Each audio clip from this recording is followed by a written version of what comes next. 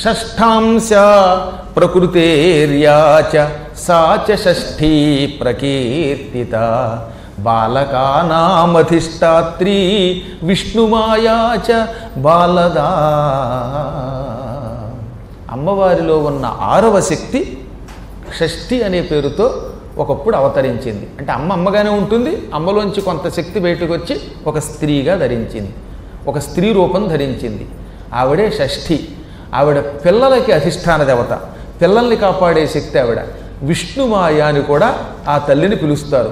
ఇంకా పిల్లల్ని ఆవిడ కాపాడినట్టు ఎవరూ కాపాడలేరు. ఆవిడని షష్ఠి నాడు పుట్టింది కనుక షష్ఠీ తిథి నాడు పూజించేవారు. ప్రతి నెలలోనూ కూడా శుక్లపక్షంలోనూ కృష్ణపక్షంలోనూ షష్ఠీ తిథి వస్తుంది. ఒక్క శుక్లపక్షంలో వచ్చే షష్ఠీ తిథి నాడు ఈ తల్లిని భక్తి శ్రద్ధలతో పూజిస్తే మన పిల్లలకి ఆయువు పెరుగుతుందిట. ఆవిడికి చాలా పేర్లు ఉన్నాయి, ఇప్పుడు చెప్పేవి జాగ్రత్తగా వినండి. మాతృకాసుచ విఖ్యాత దేవసేన అభిధాచ యా. ఆవిడ మాతృదేవతలలో దేవసేన కౌమారి అని పిలువబడింది. ఆవిడ ప్రాణం కంటే ఎక్కువ ఎవరికి? స్కందునికి. సాధ్వి స్కందభార్యాచ సువ్రత. ఆవిడని స్కందుని యొక్క పత్ని అని, దేవసేనయ్యని, షష్ఠి అని, ప్రాణస్వరూపిణి అని, మాతృదేవి అని, కౌమారి అని పిలుస్తారు.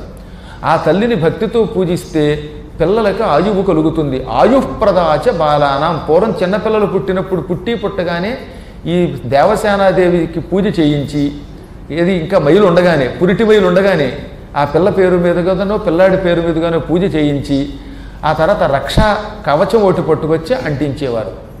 ఓ తాడుని పసుపు పోస్తారు, ఆ తాడు దారాలతో తయారు చేస్తారు.